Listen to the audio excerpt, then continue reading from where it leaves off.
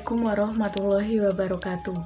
Alhamdulillahirabbil alamin wa bihi nasta'in wa ala umuri dunya waddin wassalatu wassalamu ala asrofil anbiya'i wal mursalin wa ala alihi washabihi ajmain. Amma ba'du. Pertama-tama marilah kita panjatkan puja dan puji syukur atas kehadiran Allah Subhanahu wa taala yang telah memberikan rahmat serta syafaat beserta hidayahnya, sehingga kita dapat melakukan presentasi pada hari ini dengan lancar. Alhamdulillah. Yang kedua, saya ucapkan terima kasih kepada Bapak dosen metodologi pendidikan beserta teman-teman yang saya cintai dan saya banggakan. Oke, saya sendiri selaku moderator dari kelompok 12 ilmu lugha an-nafsi yang akan membawakan presentasi kami dengan judul pembelajaran bahasa kedua. Terima kasih. Nah, jadi pembelajaran bahasa kedua itu yang pertama ada hipotesis kesamaan antara B1 dan B2. Lalu hipotesis ini menyatakan adanya kesamaan dalam proses belajar antara B1 dan B2. Kesamaan apa itu? Jadi kesamaan itu terletak pada urutan pemerolehan struktur bahasa seperti modus, interogasi, negasi, dan perform gramatikal. Hipotesis ini menyatakan bahwa unsur-unsur bahasa diperoleh dengan urutan-urutan yang telah diramalkan. Lalu unsur kebahasaan tertentu akan diperoleh terlebih dahulu, sementara unsur kebahasaan lain diperoleh kemudiannya. Yang kedua yaitu ada hipotesis bahasa antar. Apa itu hipotesis bahasa antar? Jadi hipotesis bahasa antar adalah bahasa atau ujaran yang digunakan seseorang yang sedang belajar bahasa kedua pada satu tahap tertentu. Nah, lalu sewaktu dia belum dapat menguasai dengan baik dan sempurna, maka bahasa kedua itu bahasa antar tersebut memiliki ciri bahasa pertama dan ciri bahasa kedua. Bahasa ini bersifat khas dan mempunyai karakteristik tersendiri yang tidak sama dengan bahasa pertama dan bahasa kedua. Lalu yang ketiga ada hipotesis paginasi.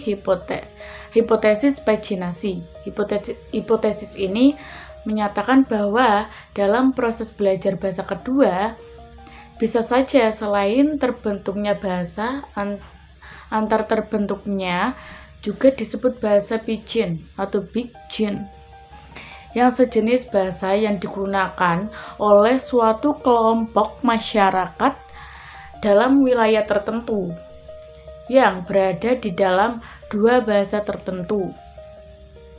Jadi itu tuh bahasanya tuh beda-beda sesuai dengan wilayahnya. Assalamualaikum warahmatullahi wabarakatuh. Nama saya Elma Nafianim 2219121 akan sedikit menjelaskan tentang hipotesis kontrastif dan hipotesis Krashen. Baik, langsung saja. Yang pertama, hipotesis kontrastif. Hipotesis ini dikembangkan oleh Charles Fries 1945 dan Robert Lado 1957. Hipotesis ini menyatakan bahwa kesalahan yang dibuat dalam belajar B2 adalah karena adanya perbedaan antara B1 dan B2. Sedangkan kemudian dalam belajar B2 disebabkan oleh adanya kesamaan antara B1 dan B2. Jadi adanya perbedaan antara B1 dan B2 akan menimbulkan kesulitan dalam belajaran B2 yang mungkin juga akan menimbulkan kesalahan. Sedangkan adanya persamaan antara B1 dan B2 akan menyebabkan terjadinya kemudahan dalam belajar B2. Yang kedua adalah hipotesis Krashen. Berkenaan dengan proses pemerolehan bahasa, Stephen Krashen mengajukan 9 buah hipotesis yang saling berkaitan. Yang pertama, hipotesis perolehan dan belajar. Menurut hipotesis ini, dalam penguasaan suatu bahasa perlu dibedakan adanya pemerolehan acquisition dan belajar learning. Yang kedua, hipotesis urutan alamiah. Hipotesis ini menyatakan bahwa dalam proses pemerolehan bahasa, kanak-kanak memperoleh unsur-unsur bahasa urutan tertentu. Yang ketiga, hipotesis monitor. Hipotesis monitor ini menyatakan adanya hubungan antara proses sadar dan dalam pemerolehan bahasa. Yang keempat, hipotesis masukan.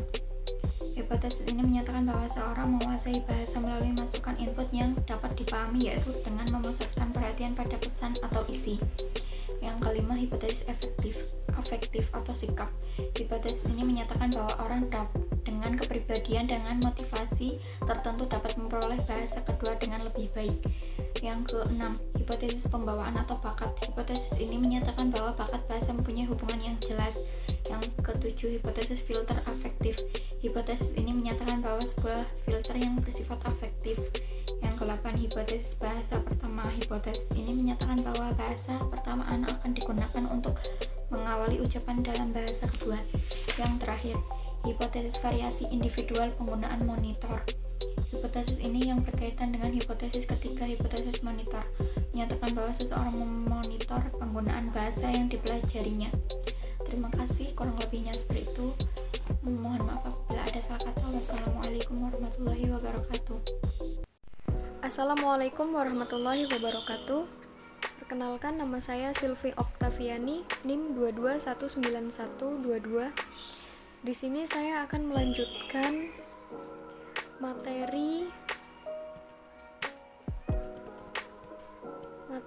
tentang hipotesis Krashen yang berkenaan dengan proses pemerolehan bahasa. Dan di sini saya akan melanjutkan poin G, di mana poin G yaitu hipotesis filter afektif, di mana hipotesis filter afektif itu menyatakan bahwa sebuah filter yang bersifat efektif dapat menahan masukan sehingga seseorang tidak tahu atau kurang berhasil dalam usahanya untuk memperoleh bahasa kedua. Filter itu dapat berupa kepercayaan diri yang kurang, situasi yang menegangkan, sikap defensif, dan sebagainya, yang dapat mengurangi kesempatan bagi masukan atau input untuk masuk ke dalam sistem bahasa yang dimiliki seseorang. Dan filter afektif ini lazim juga disebut dengan mental block. Selanjutnya poin H, yaitu hipotesis bahasa pertama. Hipotesis tersebut menyatakan bahwa bahasa pertama akan digunakan untuk mengawali ucapan dalam bahasa kedua. Selagi penguasaan bahasa kedua belum tampak, jika seseorang anak pada tahap permulaan belajar bahasa kedua dipaksa untuk menggunakan atau berbicara dalam bahasa kedua, maka dia akan menggunakan kosakata dan aturan tata bahasa pertamanya. Bahasa pertama akan digunakan untuk mengawali ucapan dalam bahasa kedua. Selagi penguasaan bahasa kedua belum tampak, jika seseorang anak pada tahap permulaan belajar bahasa kedua dipaksa untuk menggunakan atau berbicara dalam bahasa kedua, maka dia akan menggunakan kosakata dan aturan tata bahasa pertamanya.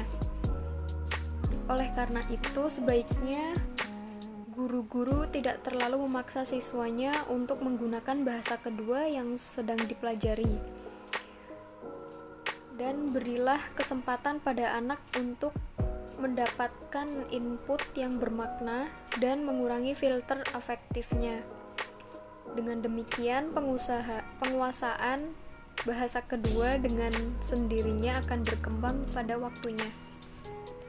Selanjutnya poin yang terakhir yaitu poin I, hipotesis variasi individual penggunaan monitor. Hipotesis ini berkaitan dengan hipotesis ketiga, yaitu hipotesis monitor.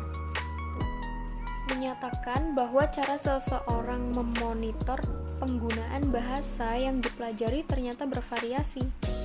ada yang terus-menerus menggunakan secara sistematis, tapi ada pula yang tidak pernah menggunakannya.